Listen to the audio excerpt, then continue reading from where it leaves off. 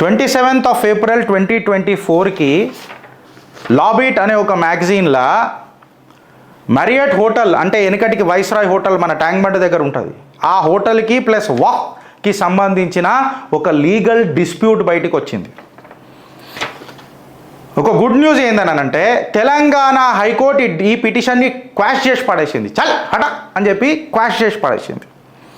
Division bench, నేను ఒక చిట్టా రాసుకొచ్చిందంటే అంటే ఖాతా పెద్దగుంటనే రాసుకొని వస్తా ఫ్రెండ్స్, లేకపోతే నాకు చిట్టా అవసరం ఉండదు, డైరెక్ట్ నేను ఎక్స్టెంపోర్ మాట్లాడగలుగుతా. డివిజన్ బెంచ్ హైకోర్టుకి సంబంధించి chief justice Alok Aradhe, justice Anil Kumar జుక్కంటి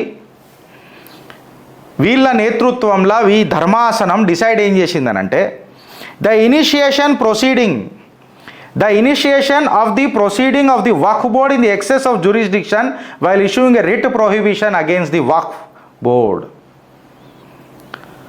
వీళ్ళు చేసిన ఏదైతే రిట్ పిటిషన్ ఫైల్ చేసిర్రో వక్ఫ్ బోర్డు వాళ్ళు మళ్ళా ఆ అడెండమ్ని సీదా కట్గా ప్రొహిబిట్ చేస్తున్నట్టు ఉత్తర్వులు జారీ చేసింది. లీగల్ డిస్ప్యూట్ అయితే వచ్చింది ఎవరి మధ్యలో, వైస్రాయ్ హోటల్ మధ్యలో, వెనకటి ఇయాలటి మ్యారియట్ వెనకటి వైస్రాయ్ హోటల్. ఏమనని వచ్చిందనంటే పిటిషనర్లు ఛాలెంజ్ చేసిండ్రు. ఏమనని 2007లా వక్ఫ్ ఇచ్చిన నోటిఫికేషన్ 23 ఆగస్ట్ 2007 ఇచ్చిన నోటిఫికేషన్ ఆంధ్రప్రదేశ్ స్టేట్ వక్ఫ్ బోర్డ్కి వీళ్ళు ఛాలెంజ్ చేసిండ్రు under the section of 54 of Waqf act 1955.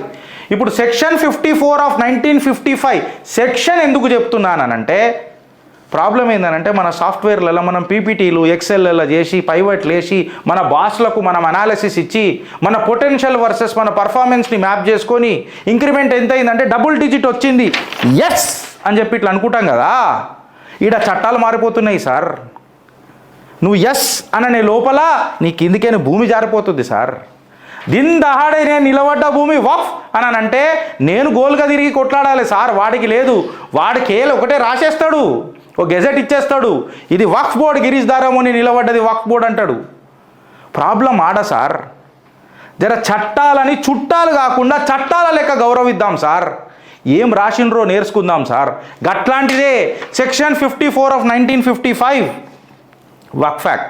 The Waqf board initially conducted an enquiry of Waqf act under the Waqf Act 1954 determining through a resolution on 5th October 1958 law that the subjected property did not belong to Waqf. Enquiry చేసి ఇదే వక్ఫ్ ఈ వక్ఫ్ property కాదు అని చెప్పింది. అబ్దుల్ గఫూర్ అనే ఒక వ్యక్తి 1964లో మళ్ళా ఫైల్ చేస్తాడు ఇది వక్ఫ్ యాక్ట్ అని. Despite legal challenges and the court interventions including the High Court order in 1968 మనోళ్ళు ఫైల్ చేస్తారు, న్యూస్ పేపర్లు వేస్తారు, ఇది వక్ఫ్ యాక్ట్ యాక్షన్ తీసుకోవాలి. బికాస్ లోవర్ కోర్టు కంటే ఎక్కువ పవర్లు ఇచ్చారు కదా, ట్రిబ్యునల్ కదా.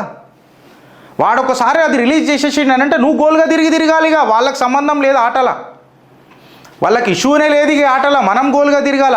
It is the owners of responsibility from our end. It is the onus of responsibility for our end, from our end, to prove that this land belongs to me.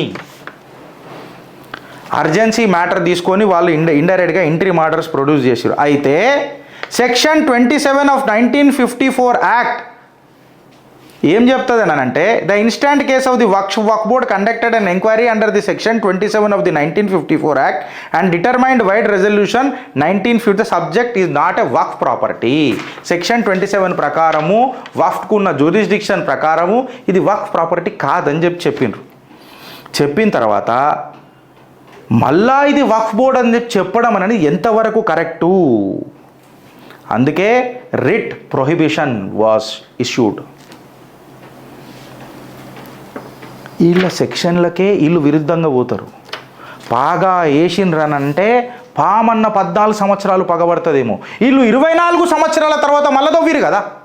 పాము పగ 14 సంవత్సరాలు ఉంటుంది అంటారు. కరెక్టేనా నేను చెప్పింది? 18 సంవత్సరాలు ఈ పాము మీద నాయన 24 సంవత్సరాల తర్వాత కూడా కేసు దొవ్వుకొని ముంగడికి వస్తున్నది మళ్ళా. ఇది లొల్లి. ఈ లొల్లి మీకు అర్థమవుతుందా అని అడుగుతున్నా.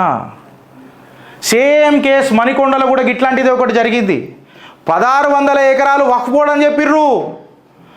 హైకోర్టు కూడా ఫేవర్లో వచ్చింది వక్ఫ్ బోర్డుకి. సుప్రీంకోర్టు పోయిన తర్వాత సుప్రీంకోర్టు తీర్పులు ఏమని వచ్చిందనంటే, పేపర్లలో వచ్చిన కథనాలు చెప్తున్నా, సుప్రీంకోర్టు ఏమని చెప్పిందనంటే కేవలం 4000 గజాల మీది 5000 గజాల మీది నంబర్లో పోకుర్రి, డేటాతో పోన్రి, మొత్తం 1600 ఎకరాలు మీవెట్లయితాయి అని చెప్పింది. ఇంకొక సెక్షన్ కూడా ఉన్నది. నేను ఇప్పుడు సబ్జెక్ట్ ఈడికే ఆపేసిన కాబట్టి మాట్లాడతలేను. I will come with the data on Waqf. మీకు సమజ్ అవుతుందా అని అడుగుతున్నా, మీకు అర్థమవుతుందా అని అడుగుతున్నా. తమిళనాడులో మొత్తం ఊరు వక్ఫ్ ప్రాపర్టీ అని అన్నారు. అరే కొన్ని మతాలు కూడా పుట్టలే, ఆ మతాలు పుట్ట ముందటి నుంచి ఆ గుడిలు ఉన్నాయిరా నాయన ఆడ, అవి కూడా వక్ఫ్లకు వచ్చినాయంట. 56 దేశాలలో లేని రూలు మన భారతదేశంలో పెట్టిర్రా నాయన.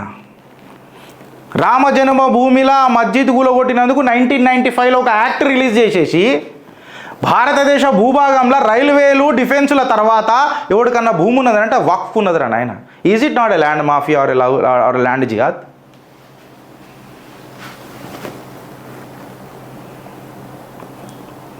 నేను అందుకే ఒక మాట చెప్తా, నా గర్వం, నా గర్జన భారత న్యాయ వ్యవస్థ. ఆ భారత న్యాయ వ్యవస్థ జర గట్టిగా ఉన్నది కాబట్టి గిట్లున్నారు. లేకపోయినుంటే ఆగమాగం అయిపోతుండే మన బతుకులు. మనం మ్యాథమెటిక్స్లో 100 out of 100 వస్తే ఎంత ఖుషి పడతామో, మన పోరలు ఫార్ములాలు బట్టి కొట్టకుండా మెమరైజ్ చేసుకొని ఒక ట్రిక్తో దాన్ని యాద పెట్టుకుంటారు. టైం పీరియడ్ ఆఫ్ పెండులం అనే ఫార్ములాకు టక్ మని పెట్టేసి ఇట్లా రూట్లో తీసి మాట్లాడతారు. Why √2 is not irrational or irrational అని చెప్పి మనం ప్రూవ్ చేస్తాము. We are so proud when our kid narrates the binomial theorem to us. First function integral of second function minus integral of derivative of the first function into dx అని చెప్పి calculus integration మీద మనం ఎంతైతే మాట్లాడతామో, locus స్టాండీ అని చెప్పి coordinate geometry నేర్చుకుంటాము, గంతే ఎంతూజియాజంతో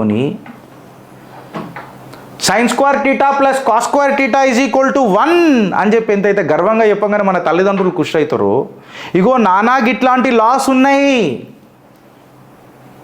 బిడ్డ గిట్లాంటి లాస్ ఉన్నాయి అన్న డిస్కషన్ మన ఇంట్లో ఎందుకు రాదు? సుభాష్ చంద్రబోస్ ప్రతి ఊర్లో ఉండాలా, కానీ మన ఇంట్లో పుట్టొద్దు. ఛత్రపతి శివాజీ ప్రతి ఇంట్లో ప్రతి ఊర్లో ఉండాలా, కాకపోతే మన ఇంట్లో పుట్టొద్దు. దీస్ గైజ్ ఆర్ కంప్లీట్లీ అన్న డిస్టర్బ్ అవుతుంది. These guys are completely landing and దిన్ దహాడే మన కిందికేని మన భూమిని గుంజుకుంటూ పోతున్నారు. ఇది చరిత్ర, ఇది చరిత్ర అన్న డిస్టర్బ్ అవుతుంది. ఇది చరిత్ర, ఇది మీరు అర్థం చేసుకోండి. ఇది ఇట్లా మారకపోతే జీవితాలు మారాయి. జీతం ఉంటే చాలు అననే తత్వం బంద్ చేయండి, జీవితాలు పోతున్నాయి ఇక్కడ. And to that guy once again I'm saying, never utter a word against Chitragupt saying that we are seeding poison. Bloody, you don't understand at the initial stages that you don't have a substantial data to counter us. Better you understand to those guys who rant like a moron. Chitragupt is giving you a clear warning once again. Mind your tongue, mind your thought before you utter a single word against Chitragupt. We are data based. Data లేకపోతే చిత్రగుప్తులా మాట్లాడడం, కులయాం చెప్తున్నాం. విషబీజాలు ఎవరు నాటిర్రా bye? 1600 ఎకరాలు ఏడికైనా వచ్చినది రా bye? ఊరు మొత్తం ఏడికైనా ఎట్లా అయిపోతుంది రా బాయ్? కానిస్టేబుల్ అన్న ఉద్యోగం చేసి ఆడ లొల్లే అవుతుంటే కొట్టు రాబాయ్, లాఠీ చార్జ్ చేయరాబాయ్, అలా ఫైరింగ్ చేయరాబాయ్ అని అంటే చేయడట. ఏం మాట్లాడుతున్నారు రాబాయ్ మీరు? ఓడు రాబాయ్ బీజాలు నాటుతున్నది, మీరు విష బీజాలు నాటుతున్నారు సొసైటీలో నిజాలను దఫనాంచి. You are the morons of the society, accept that. Next time ఇక పేరు తీసుకొని చెప్తా బిడ్డ మీదిగా.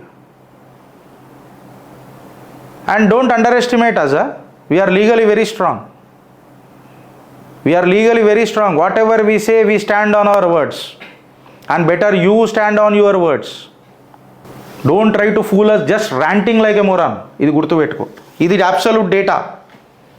ఈ డేటా గుర్తుపెట్టుకొని మీరు మాట్లాడండి.